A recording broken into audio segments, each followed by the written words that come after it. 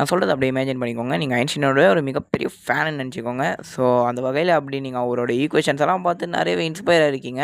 So அப்படி நீங்கள் inspire இருக்கும்போது உங்கள் பக்கத்தில் ஒரு ஃப்ரெண்டு வந்து இந்தாடா இந்த டைம் மிஷினை செக் பண்ணி பாடுறான்னு உங்கள் கையில் கொடுத்துட்றான். நீங்கள் என்ன பண்ணுறதுன்னு தெரியாமல் அவர் கண்டுபிடிச்ச E=mc² அப்படின்ற ஃபார்முலா எடுத்துகிட்டு போய் அவர் வாழ்ந்த காலகட்டமான 1905 கிட்ட போய் ஐன்ஸ்டீன் தாத்தா இந்தாங்கன்னு சொல்லி கொடுத்துறீங்க.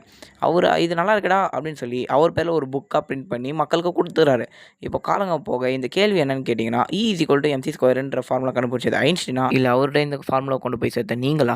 ஸோ இந்த மாதிரி இருக்க கொஷின்ஸ் தான் பேரடாக்ஸ்ன்னு சொல்லுவாங்க. நம்ம தமிழில் முரண்பாடு அப்படின்னு சொல்லுவாங்க.